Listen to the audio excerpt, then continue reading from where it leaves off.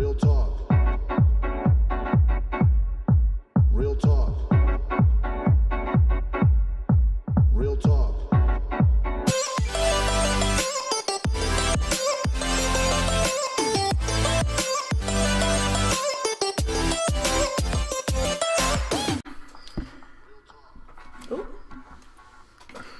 At least we know the sound's working. Yes, indeed we do. This is Ezekiel. And Sarah. Listen, this is live. This is live, guys. That's all right? right, that's right. This is Ezekiel. And Sarah. And we're here today with another episode of Marriage Matters Live. Yes. How you guys doing? It's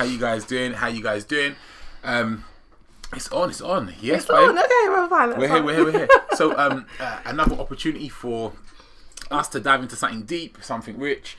And we want to talk to you guys today about dating. Like, look, Yes. we've touched on this so many times in the past. I wouldn't say so many. A few times. A few times. A All few right. times. Cool.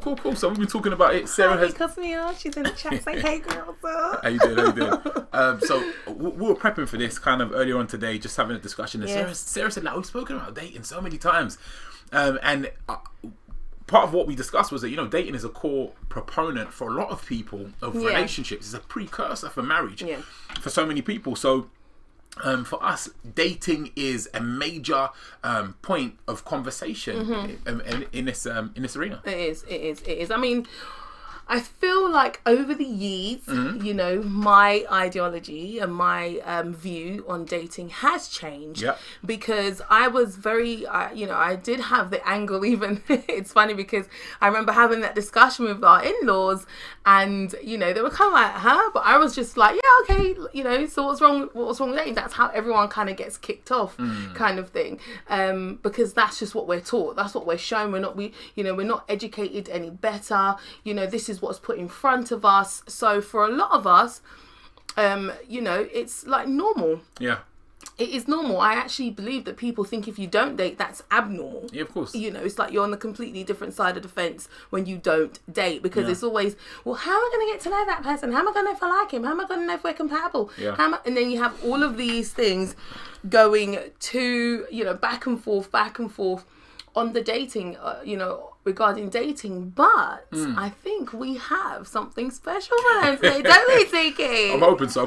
So I'm hoping this is going to answer some questions, tackle some challenges, and obviously, as you guys know, we really require you guys to get involved, man. Yes, we do. And I really feel like this is definitely a topic, because even if you are married and, you know, you dated and you didn't court, or you courted, or whichever one it may be, but, you know, you definitely have a different perspective on things now. Yeah. You've matured, you've grown. I really feel like this is a time to jump in the chat just to help those who might not be on that at that place yet, to really see a different side of things. Because like I said, I feel like dating is like the entry, what people perceive to be the entry level of marriage. Yeah, super. So question to you guys out there. So what do you think about dating? Is dating okay? Is it not okay? Yeah, let's just jump straight to it. Just like throw it in there. Those of you who have been with us for a minute, obviously you know my stance. You know my stance on this already. But just chuck it in the chat, man. Let us know. What do you think about dating? How do you feel dating kind of sits in the flow towards marriage? Yes, and you know what? I really feel like led to say, look, if you know young people who are, you know, who are not married, who are not in relationships, or who might be in relationships, share this with them so they can jump in and really, like, you know, interesting to get their point of view. You know, just to kind of see what their stance is, because again, you know, sometimes because marriage matters, a lot of people might be like, oh, I'm not married yet, so, but this one is definitely for this is for everybody. This is for everybody. Right. I'm sure married folk have got a lot to say today. So the question is this: look, what did we two, the two of us, who have no experience at all, with not dating, is that right? Before marriage, all right. So we dated, all right. Yet we're sitting here today. Wait, did you just say we've not dated before marriage? Not dated before marriage. Yeah, we dated before marriage. Have not, excuse me. That's what I checked. I was like, who have not, what I meant was, who have not dated. Yeah, That's what I was saying. Yeah. The not. So obviously we did date. Okay, we've got no experience. Yes, we've got no experience with not dating. It was right. Oh, was you right? Yeah, sorry.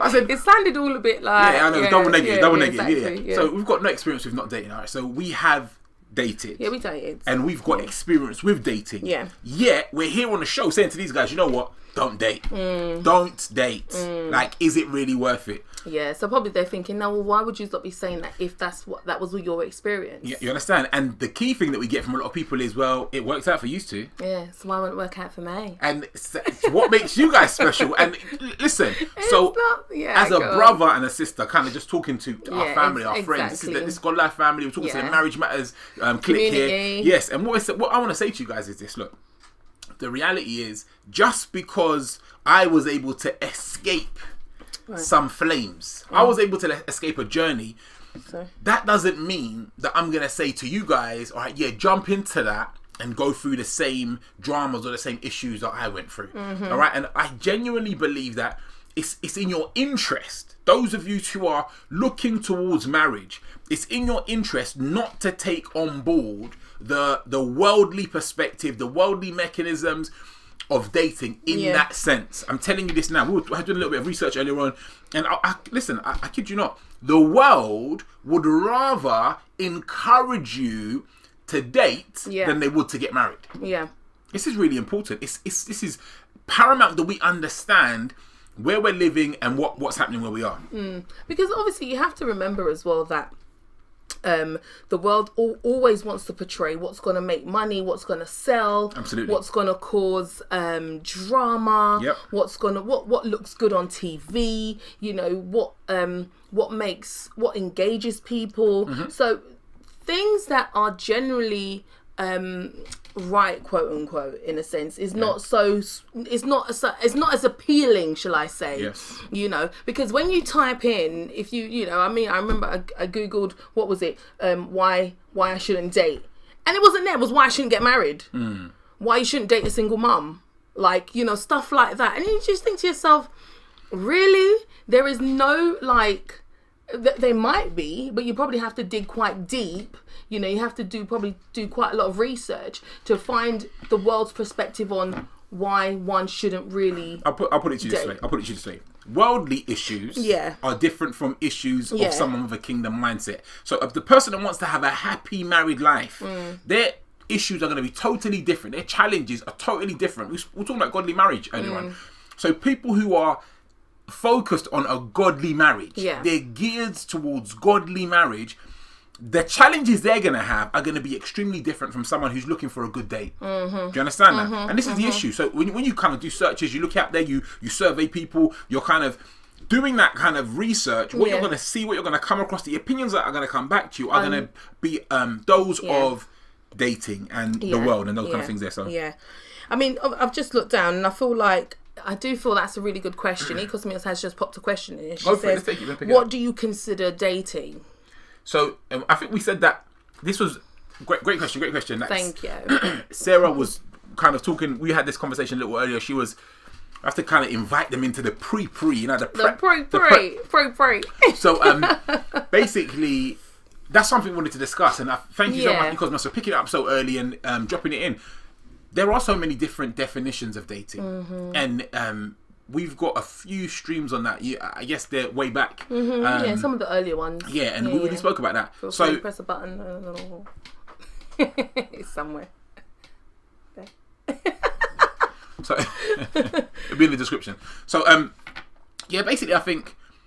Do you want to define it? You want me to define it? No, you define it, because I feel like you've really got something real solid today. So this is what I'll say to you. Look, dating, in a basic sense, from my perspective, is attempting to experience the trappings of marriage before you're married.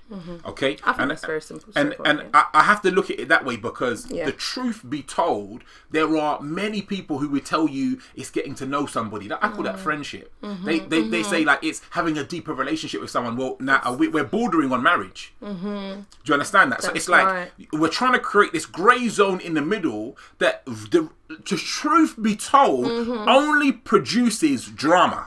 But I'm not going to go into that right yet. You keep going.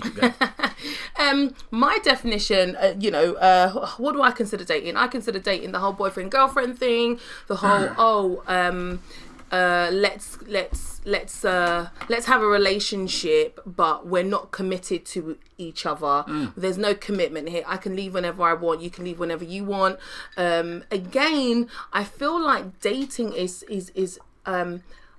it's like a young terminology. It's like a young person's terminology, because if you've got two teenagers that want to jump on a relationship bandwagon, they're not going to say, "Oh, let's court." They're going to say, "Oh, I want to be my boyfriend, or my girlfriend." Yeah. You know. So for me, that's just what I know of it. You know, it's just two people, whether young, whether middle aged, whether whatever, coming together to say, like my husband said, let's experience this whole marriage thing without actually being married. However, we can part ways whenever we want, in a sense. Yeah. So or I can even invite someone else into this relationship, and there's nothing you can do about it, because he's dating her and he's dating her. Like, what's the difference? Even that was another thing I was thinking about, like why people get all twisted when it comes to this whole cheating. What's cheating? Let's go. What's cheating? Like, seriously, when two people who are dating and they say, "Oh, he cheated," I mean, what does that mean? He's dating two people. Do you get what I'm trying to say? I feel like the way things have been portrayed,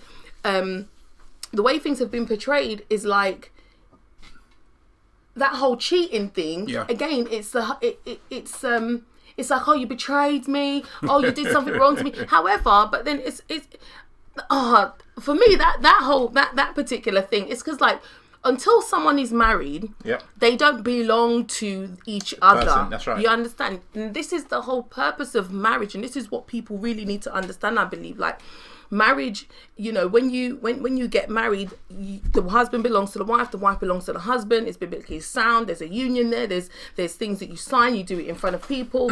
But when people are just out here seeing each other, and then the guy decides to see another person, what's the difference? What makes them think that, oh, this cheating, when he doesn't belong to any particular person? Do you get me? It's like a lion. I don't know. Like, a lion's got so many female lionesses around him, and it's not like the other lions, the female lions go, "Oh, what are you doing with her?" Do you know what I mean? He's a lion. He doesn't belong to anybody. You see that in a lot of cultures today as well. So where we have people that feel comfortable to marry more than one wife. So, and you see that polygamous. A lot of people come from African descent and other cultural backgrounds have that same experience, where it's a norm. It's a cultural norm for a person to have more than one wife. And when I was growing up, that was standard. It was normal for a guy to have more than one girlfriend. And for the difference was, it was okay for the guy, but maybe not so much okay for the girl. And I think this is the challenge. So I really want to throw it out there, guys. I want some of you to just really chime in. So Ecos Miosa said, what do you consider dating? I want to know, what do you guys consider dating to be? So I've said, look, going for the trappings of marriage and not really being married, essentially. And you've kind of summarized yours. Yeah, it's just in a sense. Yeah, it's just, I don't really have a thing for it, if you get what I mean. Yeah. For me, it's just like two people saying, "Oh, let's just go out and let's just." The boyfriend, girlfriend, the boyfriend girlfriend road. That's just cool. The simplest way for me to explain it, really. Right. So this is very. I don't agree with that.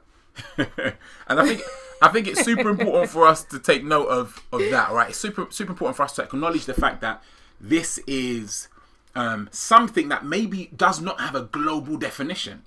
So if something's not globally defined, what does that mean? It's different for me, it's different for you, it's different for everybody. And if that's the case, we're already in dramas. We're already in challenges if our perspective on a thing is not unified. You come to the United Kingdom and you drive on the left-hand side of the road. You find yourself in a different country and they may drive on the right-hand side of the road. You know this for a certainty. And that gives you confidence when you come out, you're driving on the road, confidence of your actions, confidence of the actions of someone else. And it's obvious to you when somebody does something wrong. But now we're talking about dating, and in many senses, you know what's funny about this? A lot of us who have been involved in dating in its inception started very young. Yeah. And the question is this: what does a child really know about dating? Except for, will you be my girlfriend? Yeah, do you understand? Well, I mean, we can say what they know, but they know what they know from what they see on the telly. I understand because a lot of the programs now, will now show a 12-year-olds, even younger, maybe 10 and 11, and it's like, they might be in camp or something, and then they start, having feelings for each other, and they start portraying these feelings from really young, like 10 or 11 onwards. And then before you know it, the girl's writing her name in a heart, writing his name in a heart. And then before you know it, she's kissed him on the cheek. Yep. And then it's like, oh, will you be my girlfriend? Yeah. Boom, done. Do you know what I mean? And this is what a lot of young people are experiencing in school. Yes. A lot of them are experiencing that. And some young people even start experiencing it as early as primary school, year 6, you know, they're kissing each other and all these kind of stuff. This is because obviously for them, this is what's been shown to us and our children. Yes. So parents even jump on the whole, oh, ain't that cute? Yeah, he's got a girlfriend. Oh, he's got a girlfriend. He's got a boyfriend. She's got a boyfriend. Sorry, God forbid. You know. So for a lot of parents, for them it becomes normal also, because this is what everyone's grown up seeing. So by the time a child gets to 18, 19, it's already, do you not have a boyfriend? Where's your girlfriend? Do you understand? So already it's even been encouraged straight away. Once a child starts to get to a certain age, parents start to get concerned. It's like, oh, are you not seeing anybody? Like a lot of parents, you know, I know a lot of African parents, they don't use the word date. They say, are you not seeing anybody? When they say seeing anybody, or automatically the child is going to assume, oh, you mean do I not have a girlfriend? Do I not have a boyfriend? So even that in itself is encouraged in the home. Yeah. You know, again, miseducation. Yeah.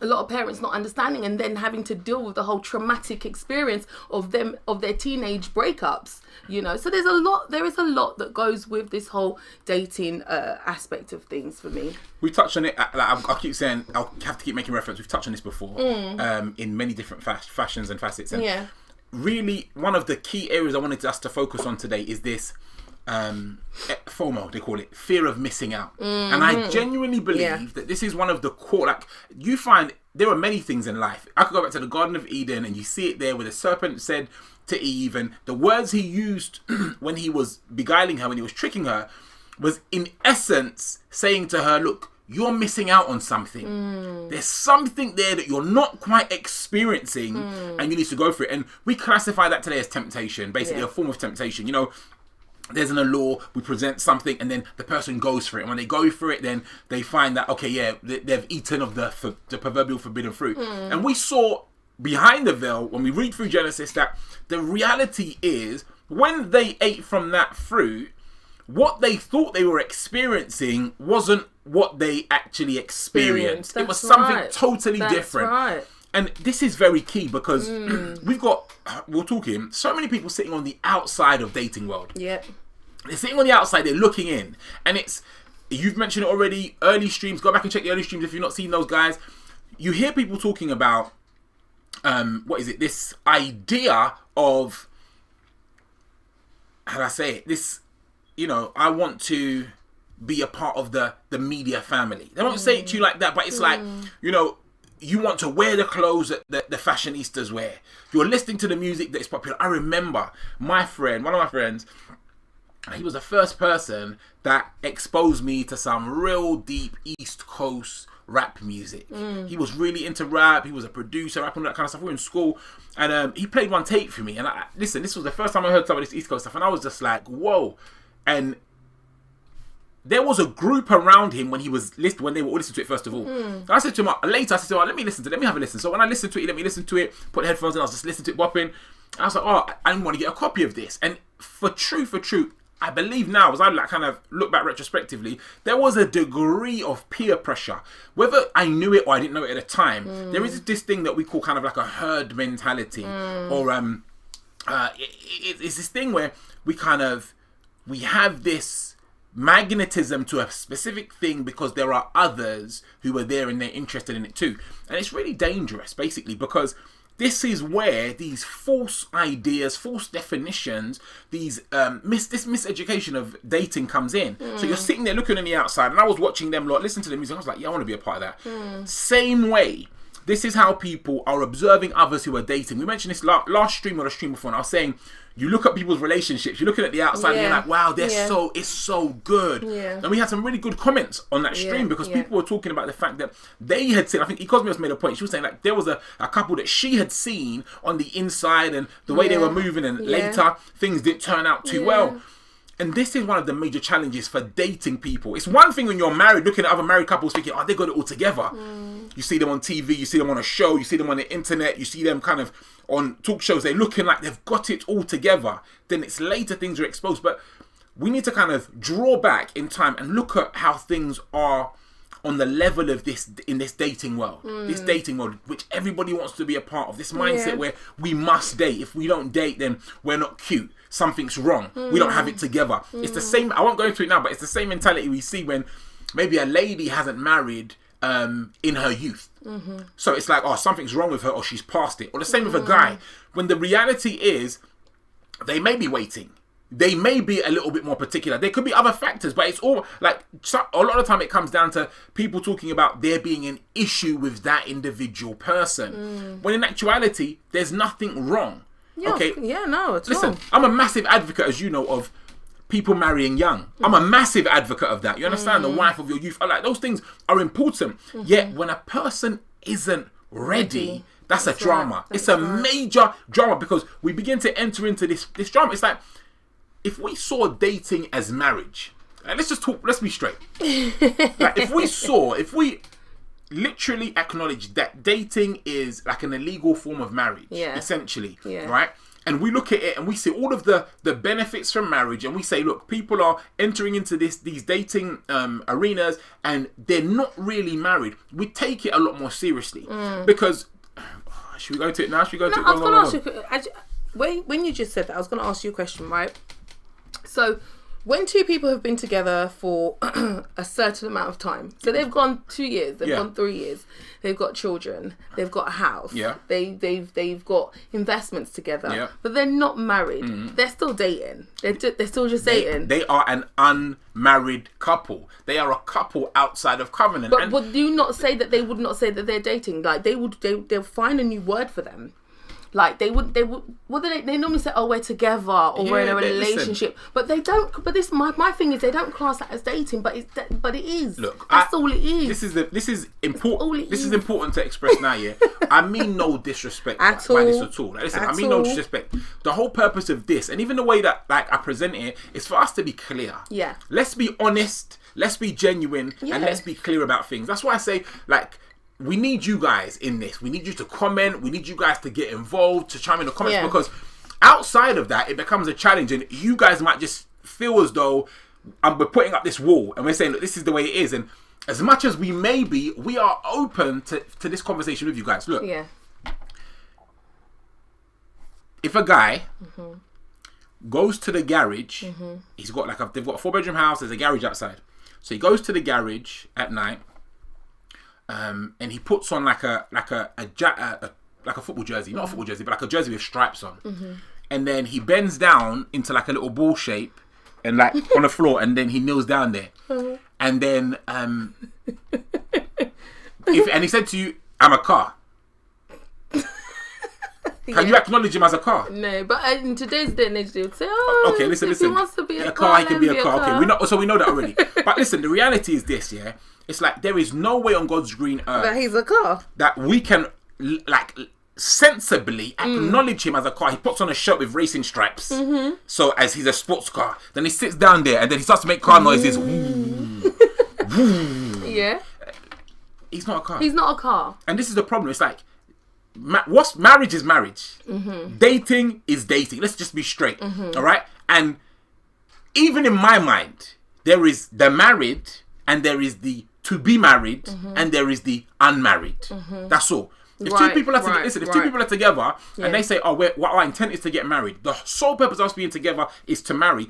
That couple, if you meet them together 20 years later, they're still not married. You know that their intention of getting together was not marriage. That was not their senior priority. I don't want us to go down this road, because we're going somewhere with this. But let's cycle up. But we need to be clear and honest. Yeah, that's all I'm trying to say here. Yeah, definitely.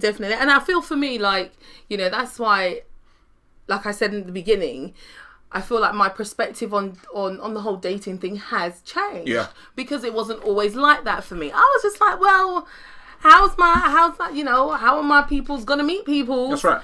If they don't meet people, and that's what we need to talk. That's what we need to talk about today. Yeah, because I feel like, obviously, you're gonna get people, but coming from that angle of, well, what am I supposed to do? Yeah. How am I supposed to meet my wife? How am I supposed to meet my husband? A lot of people that I know, they met by going down that dating road and seeing someone and spending time with them, and then deciding that okay, this is the person I want to spend the rest of my life with. Whereas we've known people, and I'm sure you know people out there as well, who have just, you know, they've been friends and they've come to a mature place in their life, and the guy's turned around, prayed about it, and turned around and said, hi friend, I believe you're my wife. Yeah. However, go away and pray about it. If you get a check, you know, if it's God's will, you should get a check as well. Yeah. You know what I mean? God is not the author of confusion. So, you know, so there are people that have had it that way, but the majority of people have been boyfriend, girlfriend, 5 years, then they get married, or they have a child, and then they're like, oh, okay, there's a child now, oh, so we better get married now. You know, we don't want to split this family up, so let's tie the knot. So they don't always get married for the right reasons. A lot of them do get married because they're like, oh, we started a family.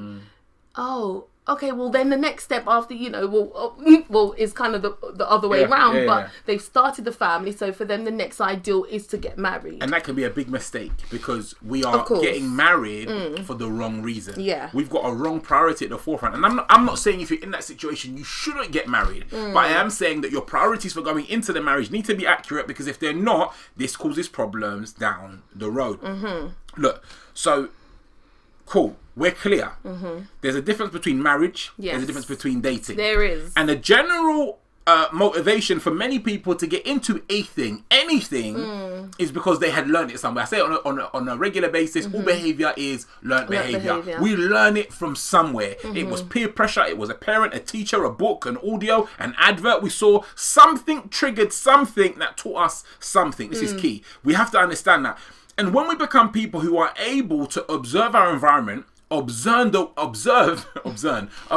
the way we learn things, from that point in time, it is easier for us to be able to acknowledge where we picked it up from and how that is going to affect us going forward. Was it peer pressure? If it was peer pressure, this might not work out well for me in the long term. Do you understand? Was this an objective thing that I saw and I understood? Is this etc, etc, etc? Once we begin to observe our scenario, our person, then I think things get better. You know, it's funny because how do you meet the one is a question everyone asks. 100%. How do I meet the one? And especially now in lockdown, people, like, I'm talking about legit lockdown. You're going to the supermarket, you're coming home. Some of you are going to work, you're coming home. Some people are only seeing the postman. Do you understand?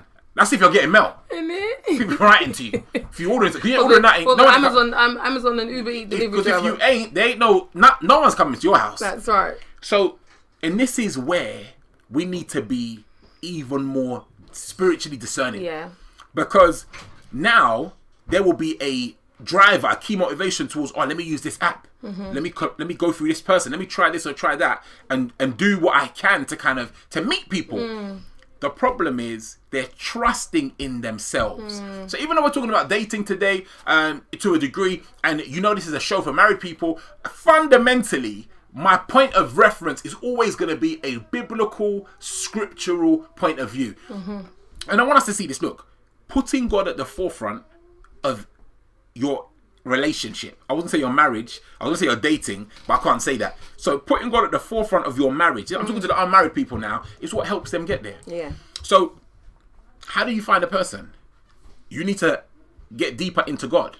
And this is what I wanted to really touch on today. I feel like a lot of people go into dating because of an insecurity. A lot of people go into dating because they have a concern about themselves with respect or relation to their community. And I think it's paramount for us as godly people seeking a godly marriage. And look, I'm gonna preface the word marriage with godly now because it's necessary. Because there'll be some ungodly marriages. Definitely. Yeah. Not the will of God.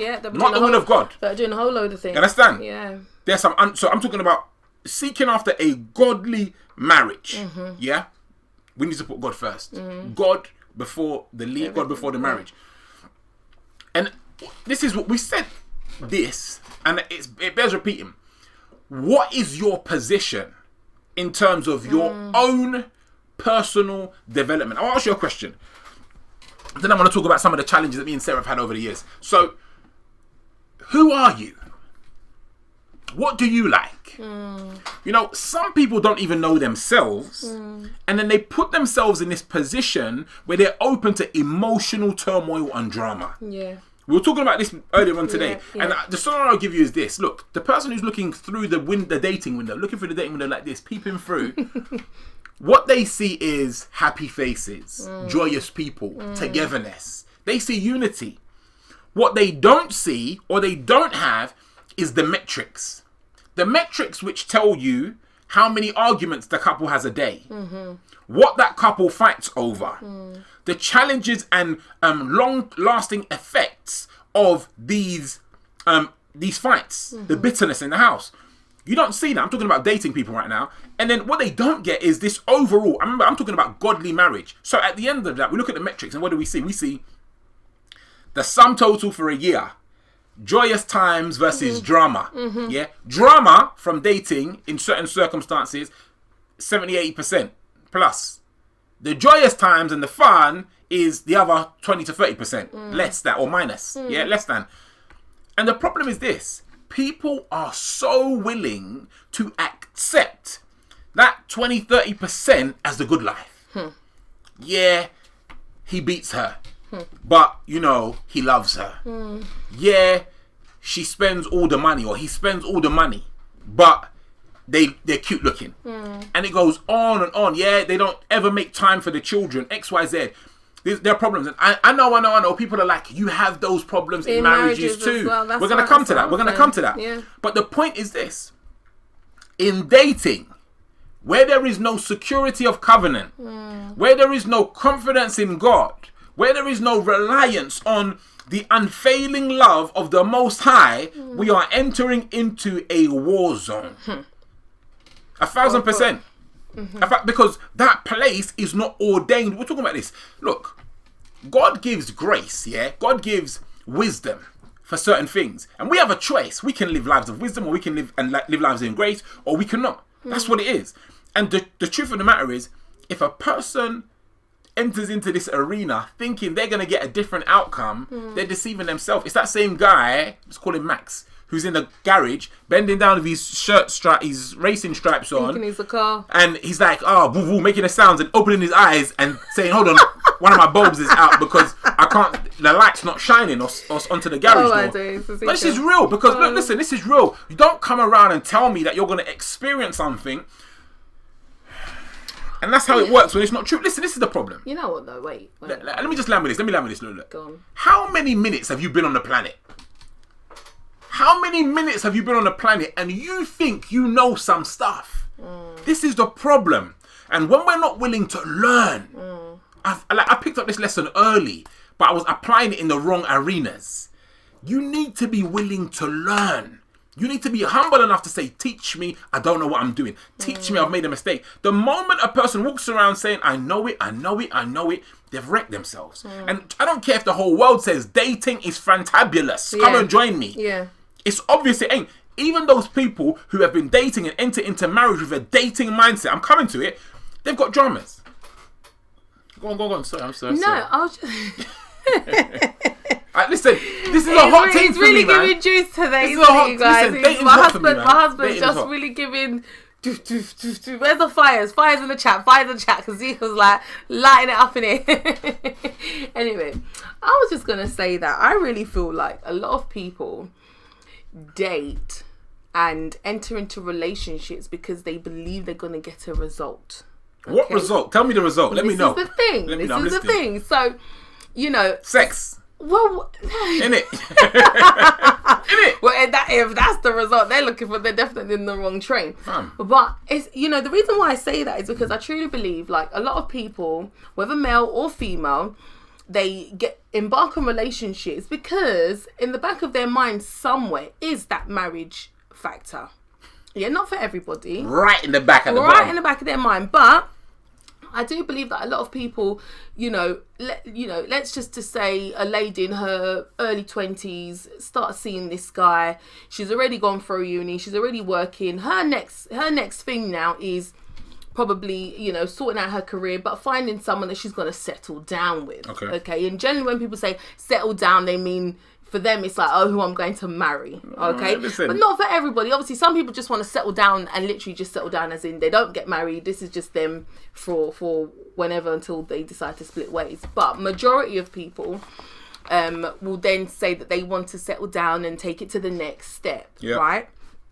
So for me, a lot of people do enter into the whole dating arena with the whole thing in the back of my, if I stay with him for 1 year, he might ask me to marry him. If I stay for him for 2 years, he might ask me to marry him. Oh wait, we're on year 3. He still hasn't asked me yet. He's year 10 now, but now he's year 10. You know, but year 3, so he still hasn't asked me to marry him, but it's a bit long to leave him now and to move on. And I feel like this is where the problem is.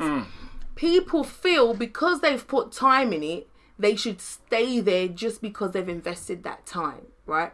So for me, it's about people understanding that they need to have a vision for themselves. They need to have a plan. They need to know where they're going, because you have a lot of people who just enter into a, you know, they go to a bar, whatever, they exchange numbers with this guy. Before you know it, they've gone on a couple nights out or whatever. Before you know it, she's sleeping around his house, sleeping around her. Before you know it, 3, 4, 5 months has gone past. Boom, they're on this journey, right? So there was no plan. It was just they just met each other and things started flowing. Okay, and a lot of people are in relationships like that.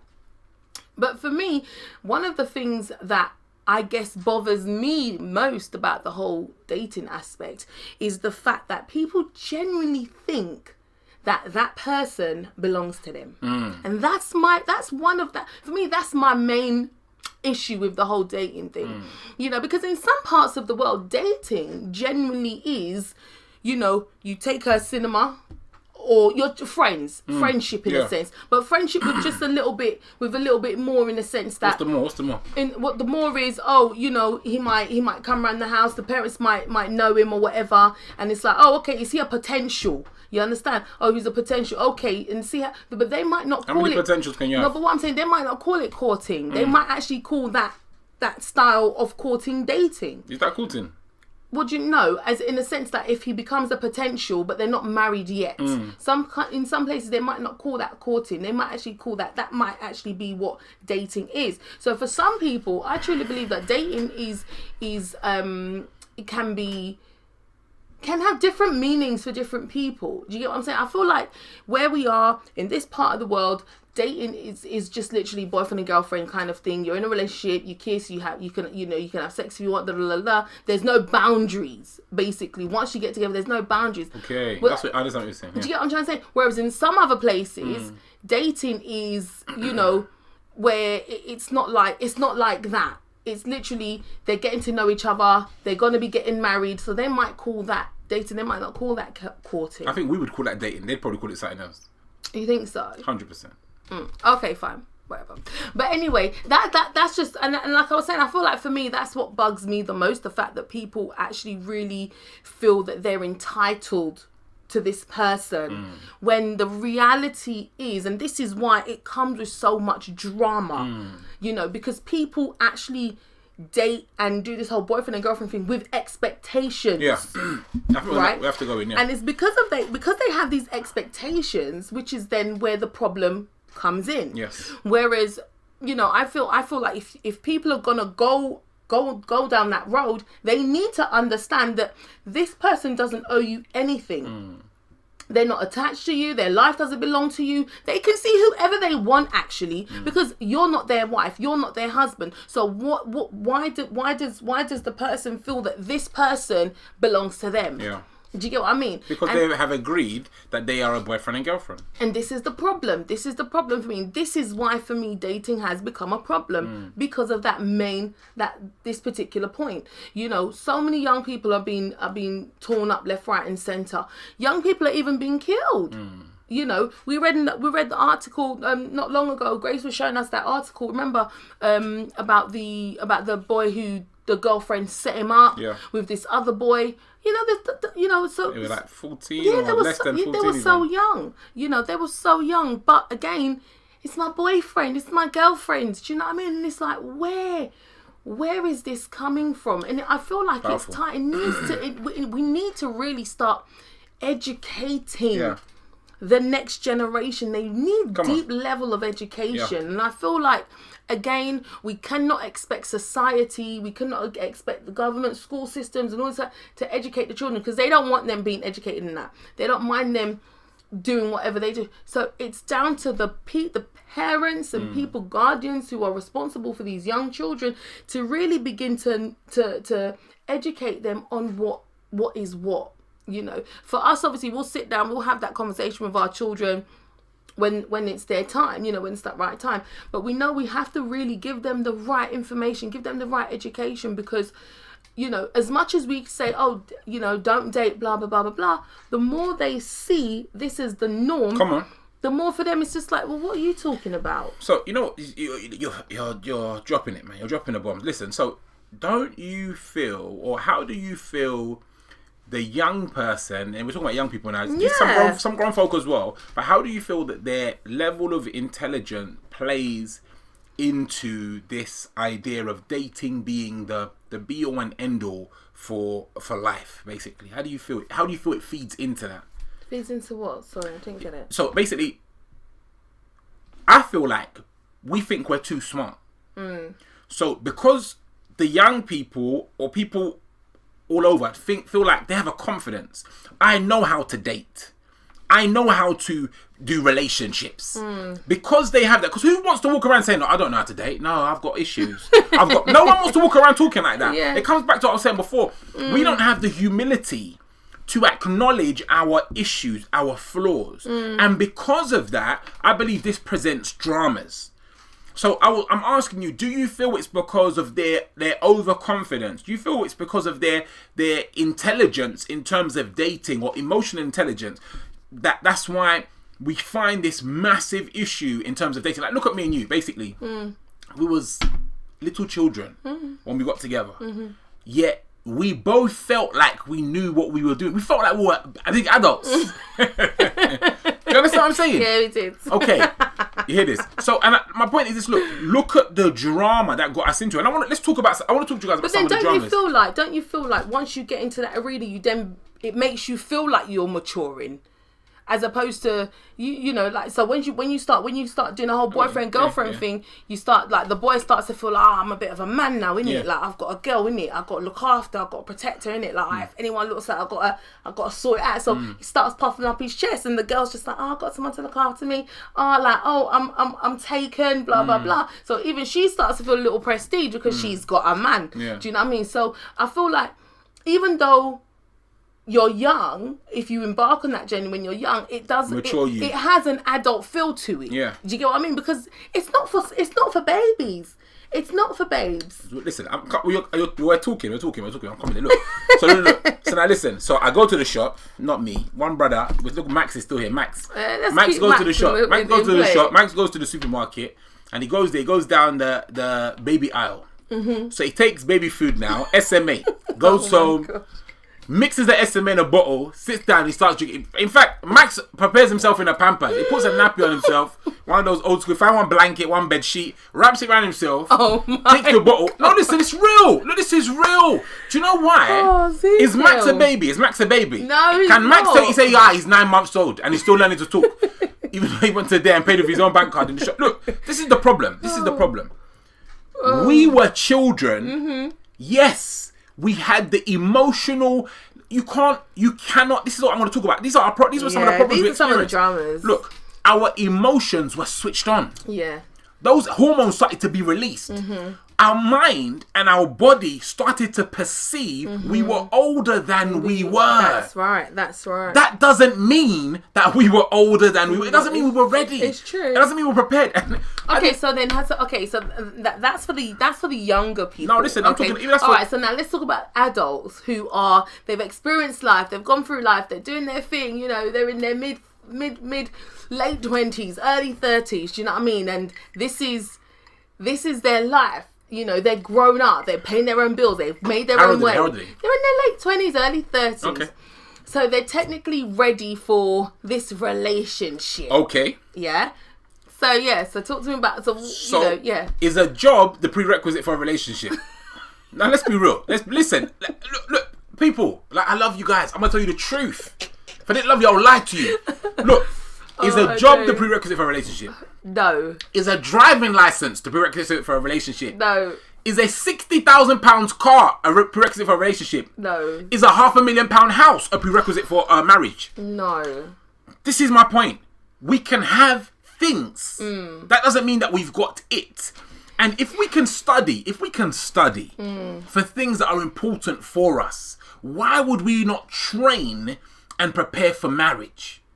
This is the problem. Yeah, but this is what I'm saying. This is my thing now here. So you're saying train and prepare for marriage, but a lot of people are blindsided to the fact that marriage is even something they should train for. Yes. People think they should train for dating. Like, dating is what they should be training for. I need to gear up so that if Mr. A comes up to me, I know how to handle him. Okay, Mr. A's gone now. If Mr. B comes, I know how to flex. Oh, Mr. B's gone. For them, this is training ground for some people. This is training ground.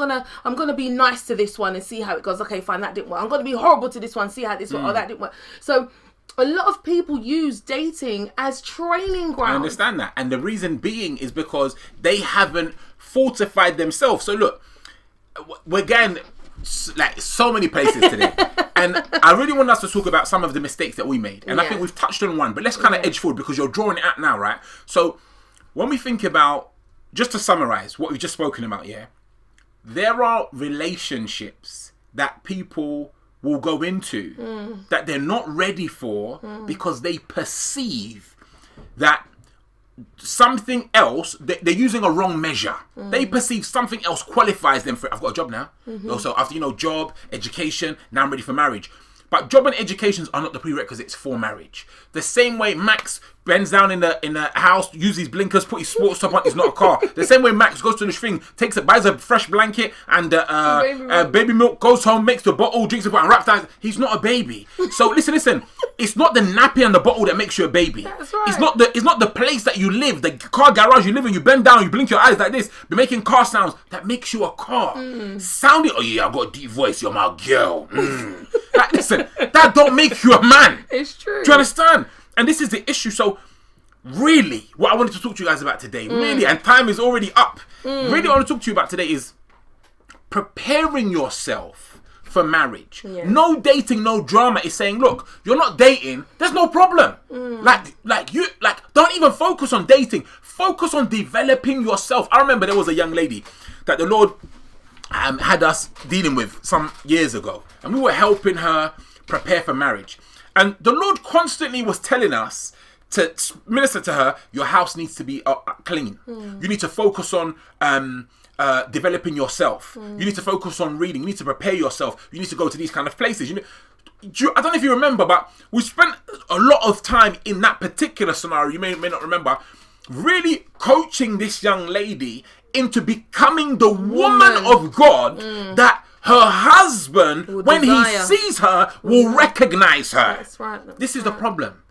But what women are doing today, what young men are doing today, is preparing themselves for the person they want to date. Not focusing on the fact that godly preparation. This is what I said to you at the beginning of this. Like, a lot of people are going into dating because of insecurities. They don't know themselves. They haven't developed themselves. They are doing some of the stuff that we did when we were younger, opening themselves up to emotional drama, watching certain things on Netflix, entertaining certain conversations at the night time, certain FaceTime conversations. Those things there are drawing a person closer. Even when we were younger, listen, our Bible study years and years ago, we talked to the young people, said to them, look, don't take calls after 10 o'clock. Ladies, don't be talking to guys after 10. Guys, their voice starts to change a little bit. You know what I mean? Don't be laying in your bed talking to somebody on the phone. Oh yeah, you know what? This is my day. Don't do those things because those things are not conducive to a healthy marriage. Those things are the kind of things that are conducive to dirty dating. That's what it does. This is where it leads people to, and these are the kind of things that we would coach people in before. And we're telling them and training them and advising them on the pathway to prepare themselves as individuals for married life. This is a major issue. And this is the thing, it's like, if we continue having sex outside marriage, if we continue destroying our emotional intelligence, if we continue destroying our confidence in the opposite gender, the opposite sex, we find ourselves in a situation where we have lost the integrity that should have been built up for married life. Yeah. Now people are entering into marriage broken, busted, and disgusted, and now they're trying to repair and rebuild themselves to that level and stature before they can go forward to the point where they're now starting getting ready for married life. I'm not listen. I'm not even talking about repairing yourself for marriage. First, you've got to repair yourself.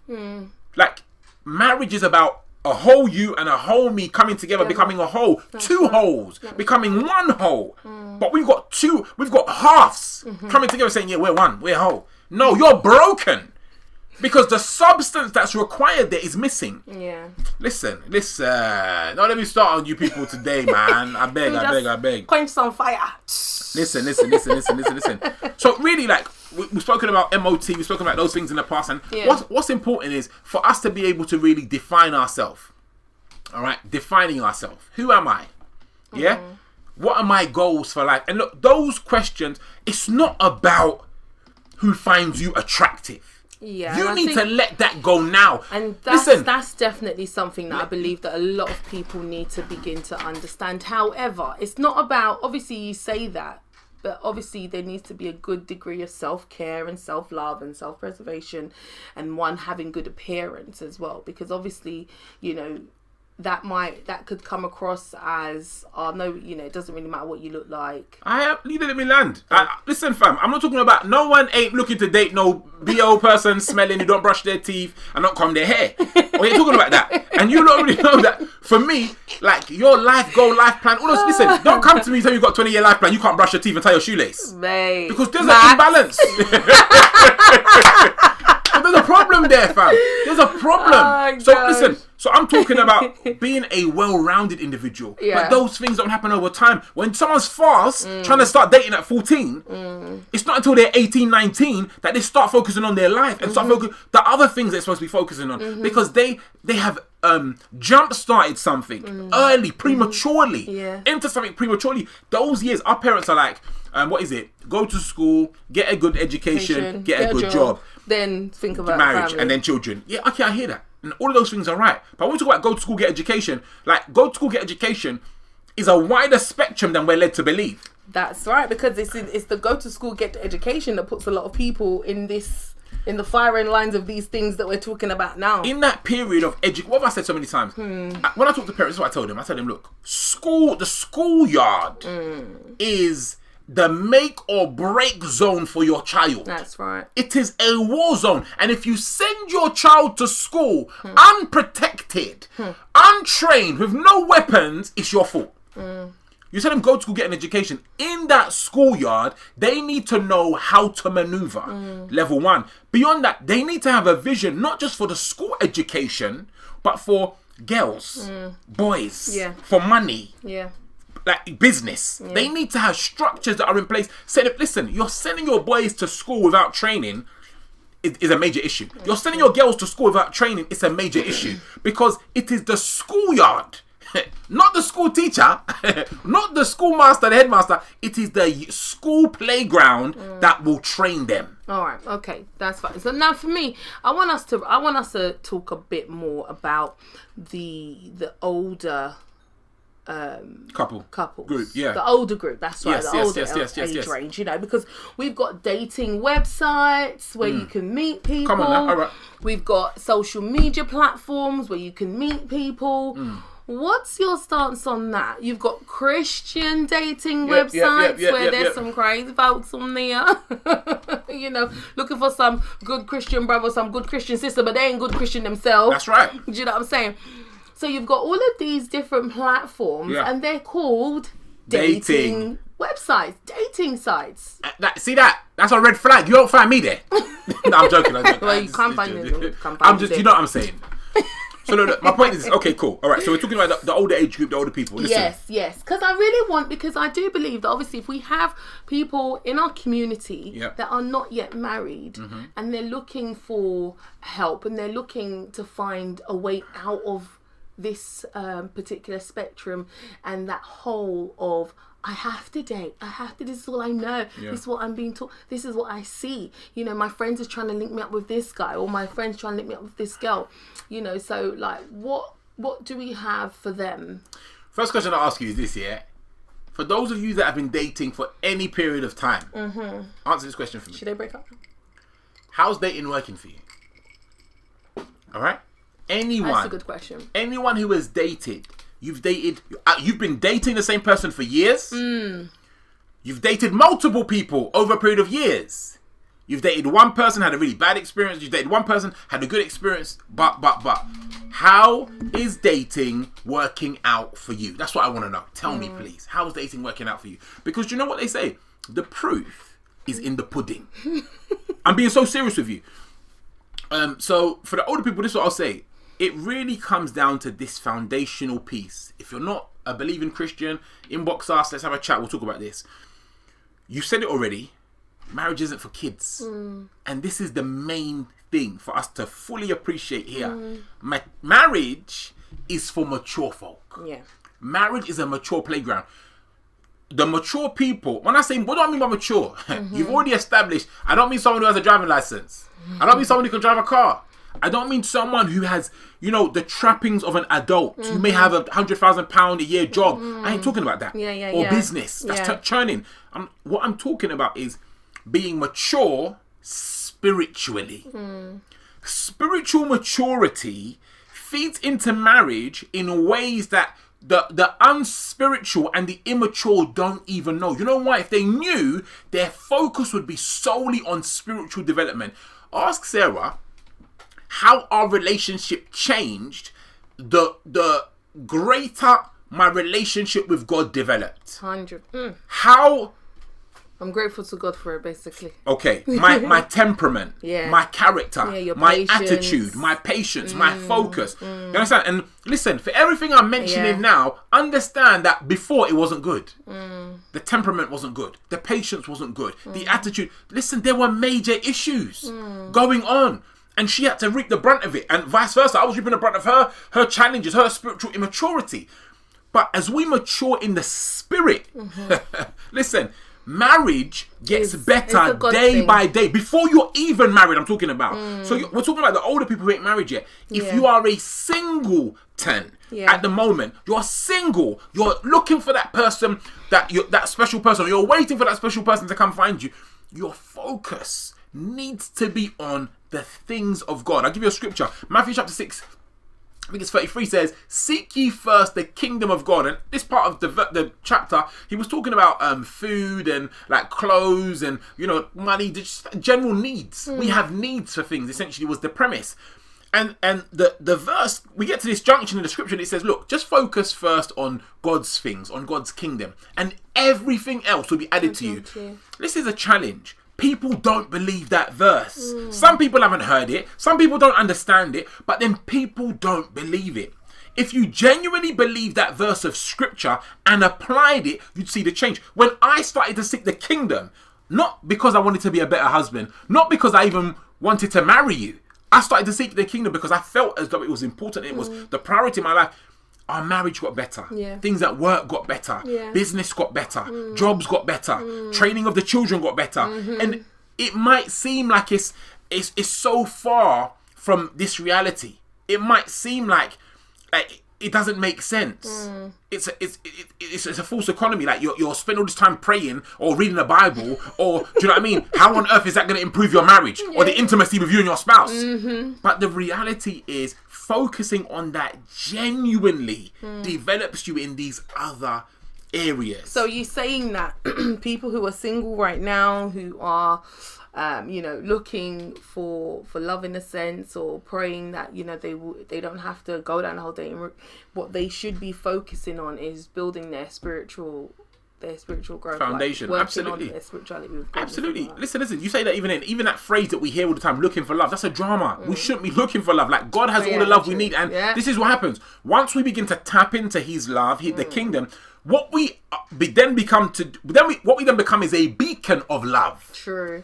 So then the love emanating out of us is very attractive. Give me 5. You see, listen, that's the reality there. It becomes very attractive. That's the reality. And I really feel like for people who are single and who are looking, who want to start to walk away from that whole, okay, I don't want to date. I want the Lord to bring me, let me have what's mine. Yes. I don't want to date some other sister's husband. I don't want to see some other brother's wife, whatever, because, you know, everybody belongs to, like, I believe that there's an individual person for someone. Yeah. So for me, you know, so I would definitely say, like, it's important, because once you start to, again, you're focusing on yourself, you're focused on building you're focused on becoming that 100%, so that when the other person meets you, you're ready. Yeah. You know, and you just kind of know, because I feel like some people they're not ready. That's why they date.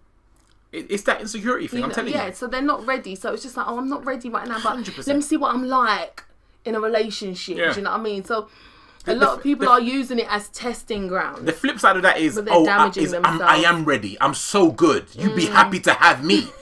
Listen, you're laughing. That's the same. It's the same logic, but in reverse ways, it's like, oh, let me test, let me see. Or the flip side is, yeah, well, you know, you got something good right here, and that pride is a problem for a relationship. You can't go into a relationship with that mentality. Oh yeah, you know, I'm the best thing since sliced bread, and you best be happy that you found me and that I love you. It's just like, hold on. I love you. Wait, hold on. Am I asking for your sympathy? That you should come and sympathize, like, be pouring sympathetic love on my head? It's not. And when a person understands what God has done for them, what God has given them, the sacrifice that Christ made for them, you see what that does? It causes them to have a true and genuine value for what love is.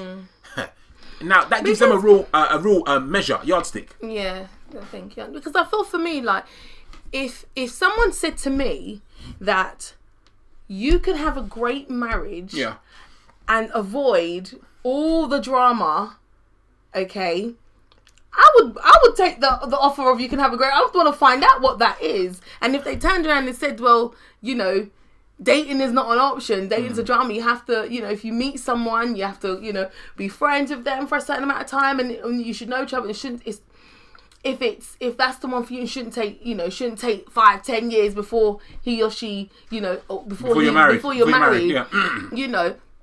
So for me, I'll be more than happy to take that option. But a lot of people are in that position where they're like, oh, this isn't real. Like, this isn't real. Like, that stuff is fairy tale. It sounds fairy tale. Yeah.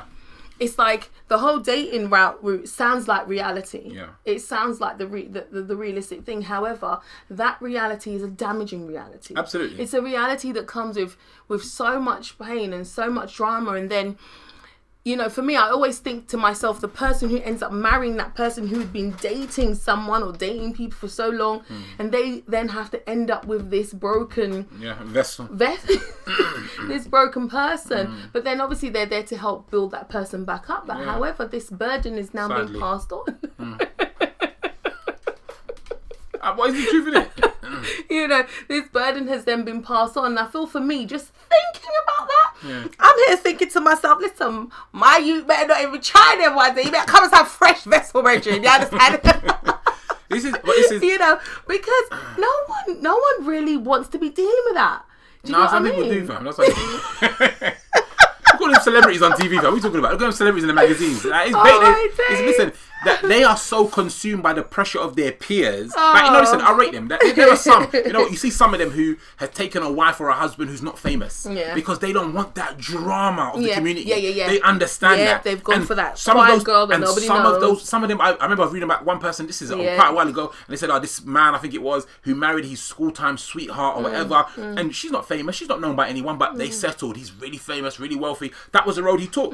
Some people can do that, and it works out for them because they've got a mindset that says, you know, the peer pressure of this community, I don't want it. No, I'm working on what's real. I want the real stuff. And someone says, oh no, you can't marry someone who doesn't have a net worth of over 6 million because they won't understand what you're like. They won't understand what it's like to be in a high pressure. Listen, my friend. Yeah, I'm focused on marriage. This is not this. Listen, you're talking to me about some next kind of logic here. Yeah. And these are the issues when the pressures of our environment they overshadow our logic. It causes a problem, basically. I think there was. Yes, they're gonna. Before we go there, okay. Listen, I am going. So there was, I want to see what the community. There was one question. One question I had, which is like, what if I'm already in a relationship? All right.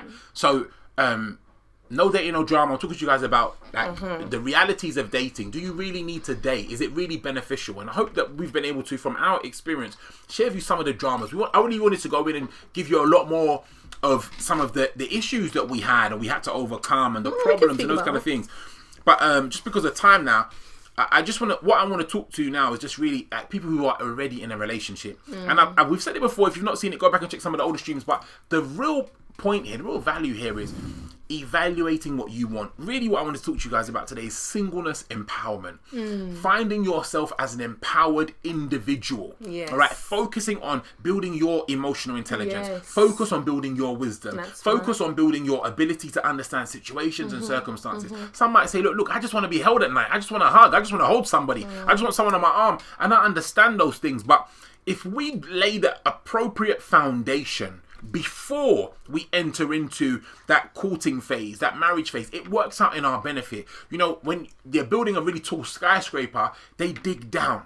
And it's the foundation for a 3-bedroom house, a 5-bedroom house, a 12-bedroom house is different from that of a 100-bedroom hotel suite. You understand? Or tower. And we need to understand the taller your building is to be, the deeper your foundation has to go. So we must focus on building ourselves up as strong individuals who can carry the weight of a marriage, who can carry the weight of a relationship. The reason why so many people suffer in dating is because there's been no preparation. There's been no personal preparation before dating. So people find themselves, and it's the first sign of drama, and everything's breaking loose because they don't have the resolve to go through it. And where they do, it's one-sided, there's an imbalance, and all of these problems set in. So I really want everyone to just really focus on developing themselves. I said this so many times, it's important to have a personal development plan. Last week, one of the great community members asked us about our coaching, and we're putting together the Blessed Marriage People's Roadmap. Is that what we call it? Blessed Married Couples Roadmap. So we're gonna put some details next week for you guys, next stream for you guys to jump into that. But the reality right now is I want everyone to focus on themselves as an individual. Really think about, where am I going? What do I want? If you're in a relationship now, I want you to just look forward 10 years. Now, look at where you are right now. Look at your relationship with there's children involved. Look at the emotional stability. Look at look at how far you've come so far, and just multiply the last few years by 10 years. So the amount of arguments you have at the moment, just multiply that by 10. How would I feel having that many more arguments a week? The amount of love that you share in intimacy, multiply that by 10, and think about over the next 10 years, what would it be like to experience those things? And think about whether you're really in a place that you want to be for the long term. Is this really going to work out for me in my favor? That's right. Sarah made a great point. She was like, look, the issue is some people get into this a year in, 2 years in, 3 years in, and they're like, you know what? I'm here now. There's no point me going anywhere else. And look, if that was any other logical scenario, you wouldn't do that. If someone gave you something to eat and it wasn't good for you, they gave you some horse manure to eat, and you didn't know you've eaten it, but you'd eaten some, and they said, here, eat some more, you would not continue eating that horse manure. Once you find out what it is. If someone gave you a drink that had a little bit of something toxic in it, and you realize, and you're like, keep drinking, just keep drinking, you'll be alright, you wouldn't keep drinking. And I'm saying this to you earnestly because I want you to take stock of where you are. And if you're in a toxic relationship, you're in a toxic environment, you're in an environment that could actually breed more pain and more hurt over the years, you need to take a moment and evaluate that. I am not saying this to married couples. If you are married and you're finding yourself in something toxic, you need to get assistance. You need to get help. You need to work through it. If you are dating, there is an opportunity for you to get out. You see what I just said to the married folk? They can't go. That's right. If you're dating, now is your chance. Now is your opportunity. So exit point. I think that's what I say on that. And I know Says wants to jump into the comments, so let's go to the community and let's see what's going on. Our community is saying. Let's see what's going on over there. So we got hi Ecosmios, hi Grace, hi Kat Johnson, and we answered Ecosmios' question about what do you consider dating is. Osa said pronto everyone. Kat Johnson says how do you purpose single people meet other singles, especially during a lockdown pandemic? See, I didn't see the question, but obviously I knew that. I felt that would be something that people would ask, and I think look, there's two sides to this. One side is who are you meeting and why are you meeting them. The second thing is about our spiritual development. So let me tackle the latter and I'll come back to the first part. Dealing with our spirituality, our spiritual development will help us in discerning the environments we should be going to and we should not be going to. So what I'm saying is, it's one thing going out for the sake of it. It's another thing going out and knowing what to do in those environments. For example, if I gave you right now, Kat Johnson, if I gave you £100,000 right now, Great British pounds, what would you do with that money? And if I ask you this, listen, you say, I'll save some, I'll spend some, and I'll buy this, I'll buy that, I'll buy that. I don't think I could trust you with it. And this is why. In business, they ask you, when you want to borrow some money, they ask you for a business plan. Yeah. And you know what they want to know? They want to know where every penny is going to go. And then they want to know what that money is going to do over the period of 3 years, 5 years, 10 years, 12 years. Why? Because they want to ensure they're dealing with someone who has a good understanding and good knowledge of what's going on. We're talking about money. How much more important is your life? That's right. How much more important is your love? How much more important is your emotional confidence, your emotional development than money? This is really, really important. So what I'd say is, meeting people is cool. Like, if you've got hobbies, if there are things you're into, then you should be on forums, go online, you should join groups. So if you're into kind of sports or you're into, I don't know, gameplay, I don't know what it is, just whatever you're into. So it's funny, last few days I was thinking, you know what, I miss playing badminton. I've not played badminton. Me and Sister Sarah ain't played badminton for a while. I really miss playing it. I want to play. I know locally they've got something around. I saw it maybe a few months back that's kind of social distance, and I don't know what the situation is. So I was thinking, I need to get back into the group. If you're a single and you're into some kind of sports or some kind of activity, you want to get involved, at least find a group. If they've got like a social group online, find them and at least begin to talk and communicate with them there. If there's 2 or 3 of these groups that you've got, hobbies, get involved, join a book club. Like, I'd say you want to be around people that are kind of emulating where you see yourself now and where you see yourself in a few years' time. That's right. That's what I'd say to that. I hope that kind of tackles that a little bit, but that's what I'd say. Okay. Someone said christiansingles.com. LOL. No, okay, so Ecosmeo says, nah, but for real, that's a good question at Kat Johnson. I was having this conversation with a friend just the other day. So I guess that was regarding where do you meet people during the lockdown and things like that. Kat Johnson said the drama is that's a dating website and people's expectations are already set. If you say let's be friends, they think the person isn't serious. 100%, and this is true. Wow. It's so true. It's so true. And my point is basically that this is why mindset, isn't it? That the world has cultivated and created, and it's pouring out even in certain exactly faith-based centers. And this goes back to the peer pressure I was talking about earlier on. So what you're seeing now is that the peers, our peers globally, are saying, yeah, there's nothing wrong with dating. Yeah, of course you should date. We date. Why don't you date? And the issue is, as Kat Johnson said there so clearly and so rightly, the expectations are set. And you know what that means to me? We're going to eat some food and we're going to have some sex. And that's a problem. That is a problem, because that's not what I'm looking for. I'm looking for a deep and meaningful friendship that will spur into something else. Any marriage that isn't founded on a friendship, listen, is not going to survive. Is a ship sailing in the wrong direction. Definitely. Like, or a ship that's left the wrong dock, I should say, probably. That's probably a better analogy. And this is important. We need to ensure that as couples, as married folk, and as those preparing for marriage, friendship is the foundation. Yeah. I'm not saying you can't meet someone on a dating site. I'm not saying that. And honestly, if it was me and I felt led, I'd say that. If I felt led to a dating site, you also feel that the Lord will lead you to the person that He wants for you on that site. What I do is I would speak to the people on the site and try and build that friendship. That's what I try and do. So I'd use it just like, back in the day, I think I had a pen pal back in the day. I can't remember. I don't know if you had one of those as well.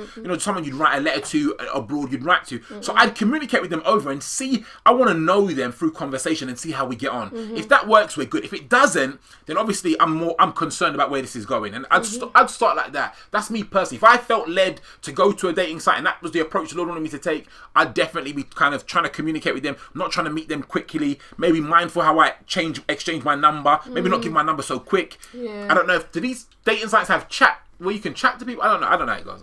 But that's what I think. So, and obviously you see it. It's obviously something that people are thinking about because Cosmius was saying the same thing just then as well, that she's discussing it with a friend. So yeah, you being in lockdown this long is definitely something that would be triggering in people and saying, "What?" Really think about it.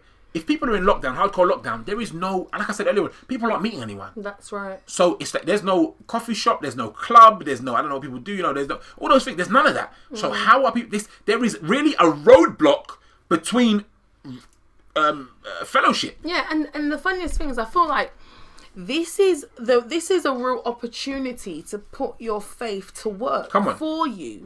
Okay, because if all the social meeting places are currently unavailable and people are not supposed to be meeting up, the Lord could still prepare the person that he wants for you in this season.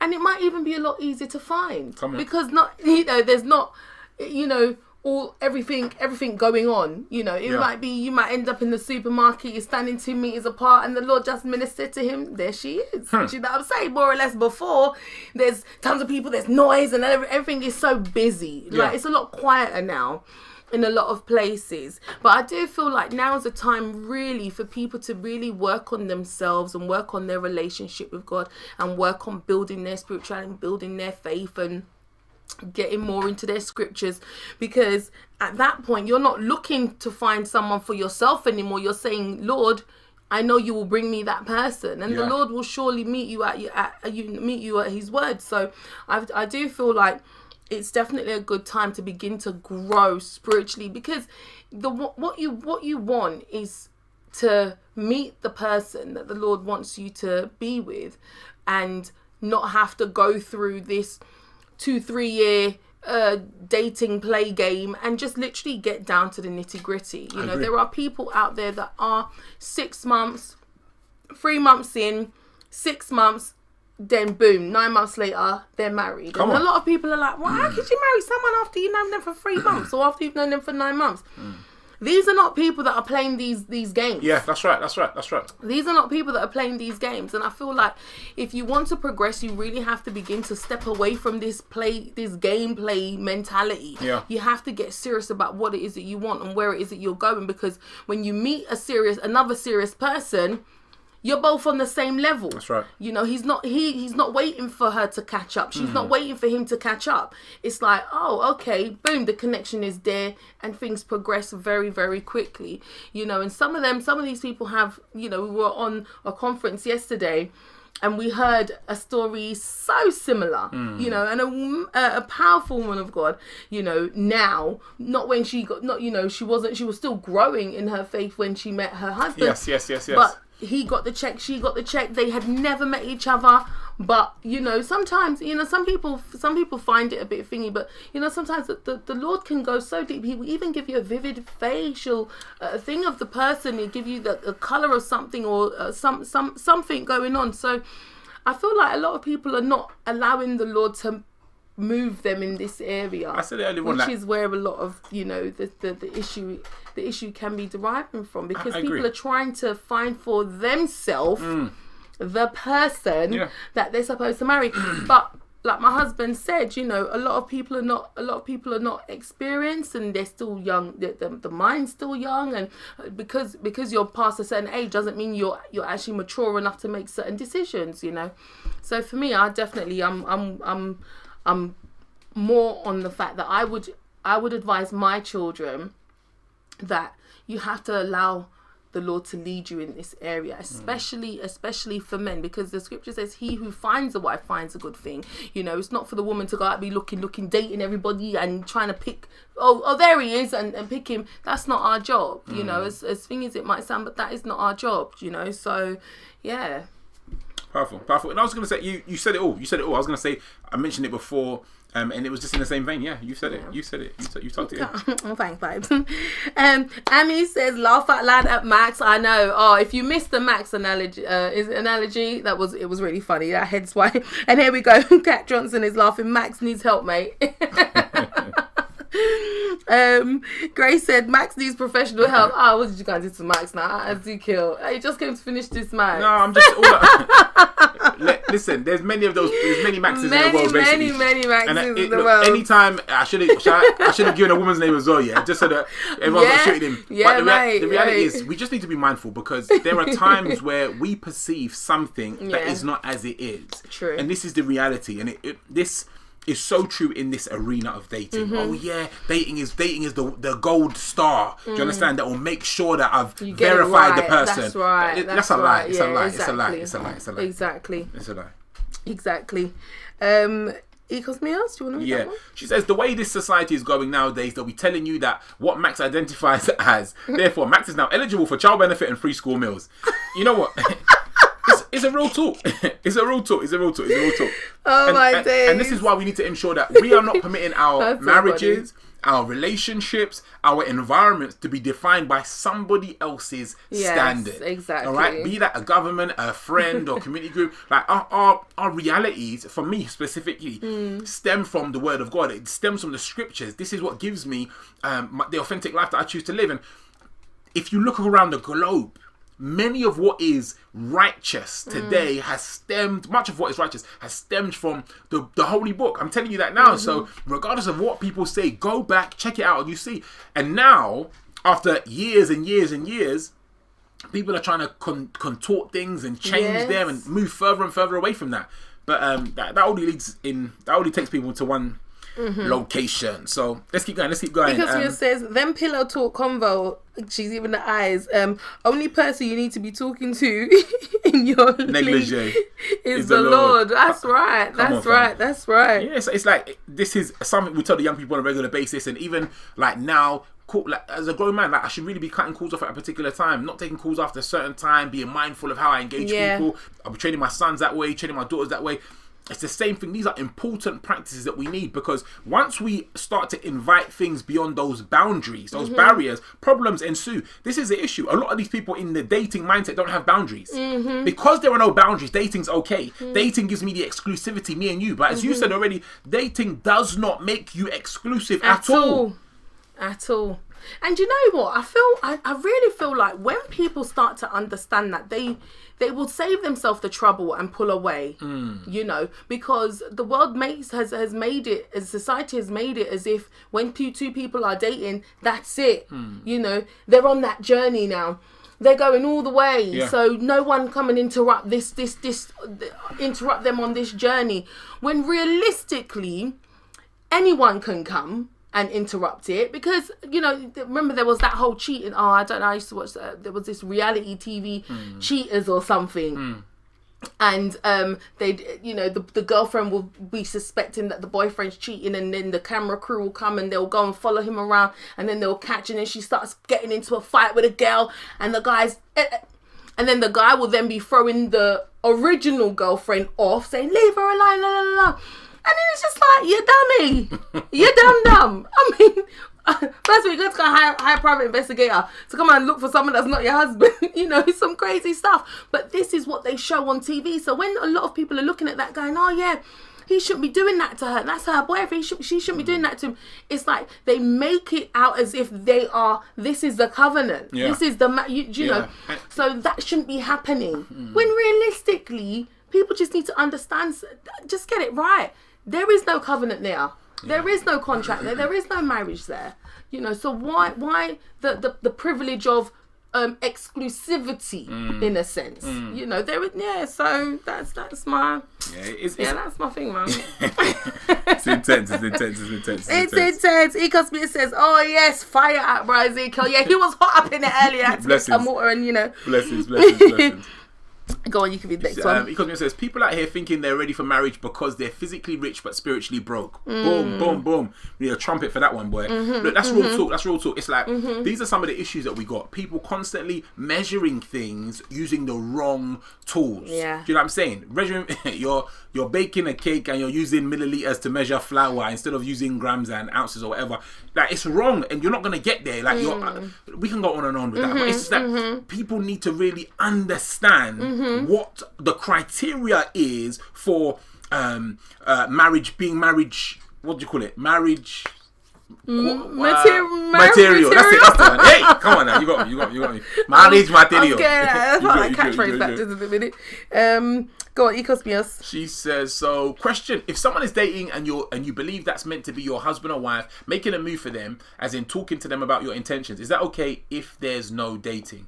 Let me read that once more. So you're saying if someone is, I was baffed about there is dating and then there's no dating at the end. So if someone is dating and you believe that's meant, if they're dating someone else, okay, all right.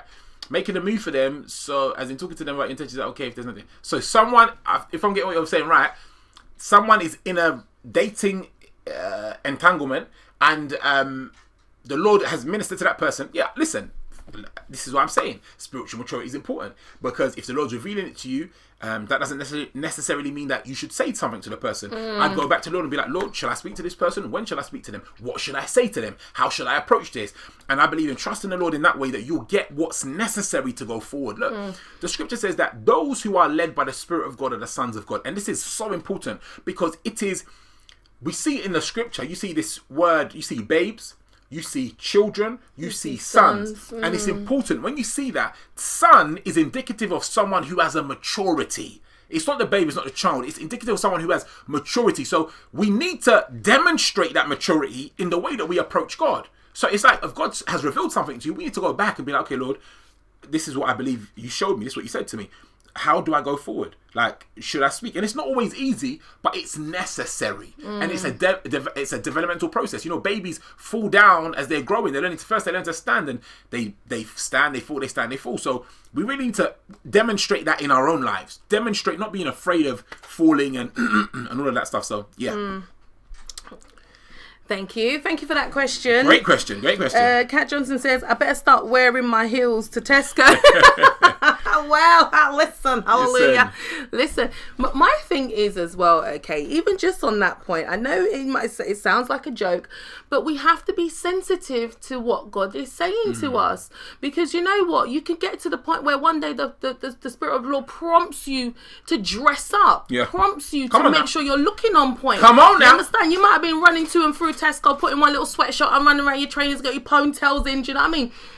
That's just it. But then, you know, and this is why I was saying it's important for us to begin to develop our spirituality so that the Lord can prepare us for that particular moment. Because, you know, the Lord could prepare, you know, can prompt someone to really be at a, you know, dress a certain way on a particular day. He does do that. I'm only going to go and get me some eggs and bread, but hey, the Holy Spirit told me to put on these shoes today, or let me just put that perfume on. And yeah, you never know. You just never know. Listen. You know, the Lord can prepare you and allow you to meet your husband or your wife in very unusual ways. That's right. In very unusual ways. I feel like we really need to shift our mindset and begin to change our mindset and begin to look at things not the way the world is presenting it, because they present a lie. They constantly present a lie. They present fake facades. They present placebos. They present so many different things that are just not really real. Hence why there are so many unwed mothers. Come on. So many baby fathers, so many children without their parents, you know, so many people, you know, on drugs and just doing so many different things because they've been shown something that they to perceive as reality, when once they get into that, it's just not. And it's definitely, you know, it can be very similar in the whole dating arena. Yeah, you know, absolutely. To say, guys, listen. So yes. Because he says for real, lipstick and a trolley. I like that. It's gotta be real. Listen, I want you guys to hit up that subscribe button. If you're enjoying the juice, hit that like button, please. Oh, we've got there's a new. Oh, hello, hi, Semi. We haven't seen you on the community here before. Welcome. You're very welcome. You're very welcome. And Semi says, "At what age did you guys meet, please?" And they are laughing out loud. Well, we met in 1997 was when we met, and we were. You started dating in 97, you mean? Yeah, we met in 97. Okay, cool. I'm just checking. Right. So we met in 1997. I was 14. And you were 14 turning 15, and I think you were the same age. Yeah, the same. So we were 14 going on 15 when we met, I believe. Right. So yes, we went 3 years old. Oh my. This one. Age 3, laugh out loud. Semi says, I'm interested because you guys dated for 24 years, I believe. No, we've been together for 24 years. Yeah, that's dating, isn't it? Huh? That's dating. Well, okay. No, we've been together for 24 years. We've been married 15 years. Yeah, so we have known each other for 24 years. We've been together. Yeah, we've been together for 24 years. Yeah. Well, this year will be 24 years. So yes, Cat John says at Ecosmios 2 and 1, 2 and 1. I think. No, 2.5. I think. Oh, 2.5. I think. Oh no, you's not a parent now. No, you's not. You's not taking this too far. We were not 3 years old, okay? Ecosmios said, and they'd be looking 23. It's true. I see. Oh, thank you guys. You guys are generous. We appreciate you. We appreciate you. Semi says, yeah, at Ecosmios. And Semi says, at what age could teens start dating? Yeah. So, no, that's an absolutely fabulous question. I really appreciate that question. It's so rich. You see, I hope what I've established from this conversation is that it's not about money, it's not about cars, it's about maturity. That's right. We were at an event 2 years ago. I think we went there. I can't remember. We were ministering. We went there for a reason. And at the event, listen, you remember, we had met a few of the people at the ministry, and we had heard the story about this young man who was interested in engaging the young lady, and they were friends. And the mother said, no. Oh, yes. Do you understand? Yes, because they were so young. Yes. Oh, yeah, that's a good story. Yeah, so they were extremely young. And the reason I bring that up is the value is that this young man was spirit-filled. This young man had a relationship with God. This young man knew that this was the woman. They're married now, by the way. They're married now. They're happily married now. Yeah, that's right. Happily married. And it's so beautiful to see. Yes, and this young man knew at that point in time that this was the person the Lord was drawing him to. That's right. You understand? That's right. The girl, I think, was not interested. She did not like the way she was raised. She wasn't looking. She wasn't looking. Yeah, no, yeah. She wasn't interested in marriage. Obviously, you could obviously see because obviously the perspective of her parents or whatever. But they'd known each other for years. They'd been friends for years. Yeah. So the parents knew him, and she knew her his side of the family. But they were still in their teens, like 18 or something like that, around about those ages there.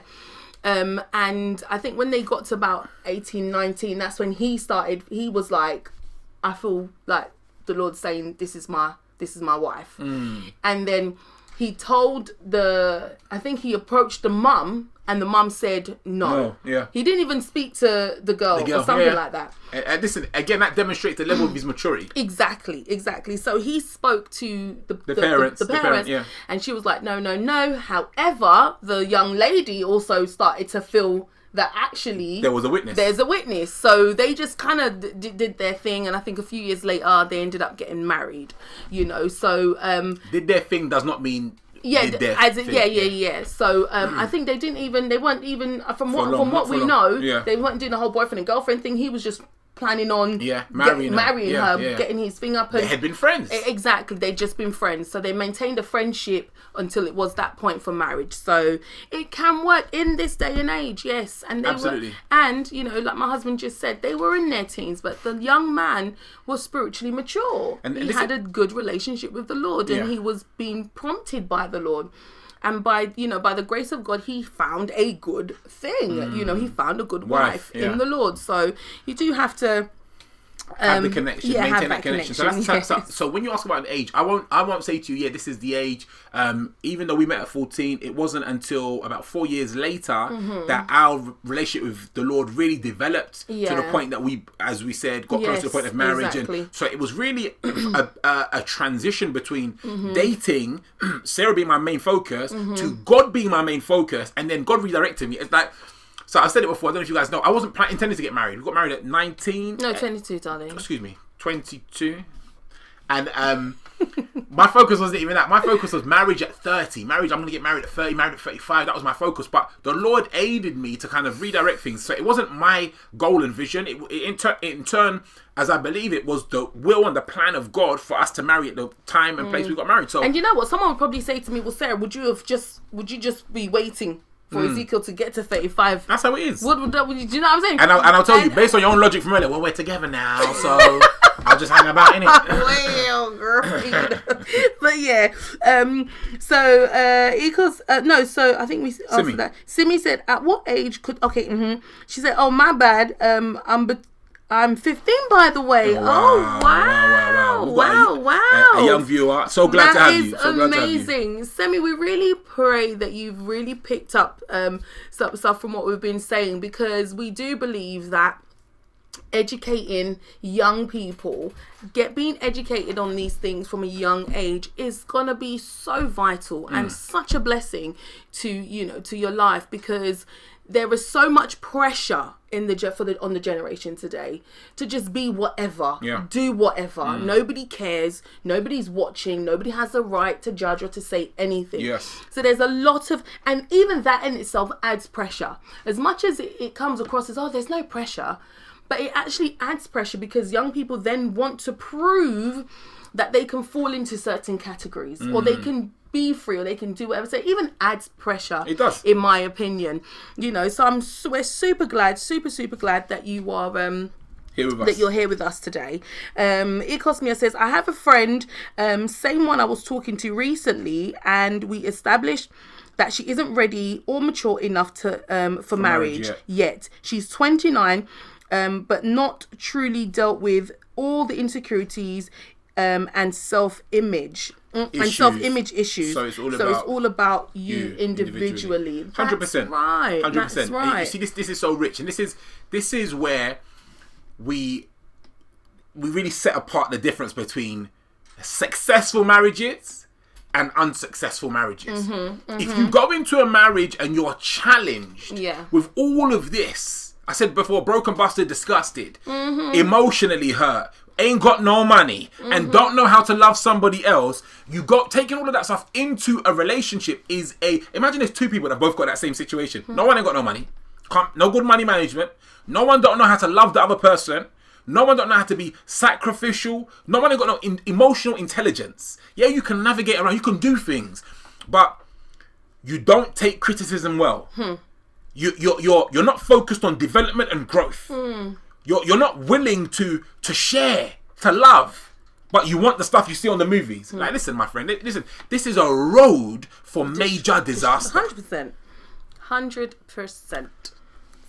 Glory to God, glory to God, glory to God. All right,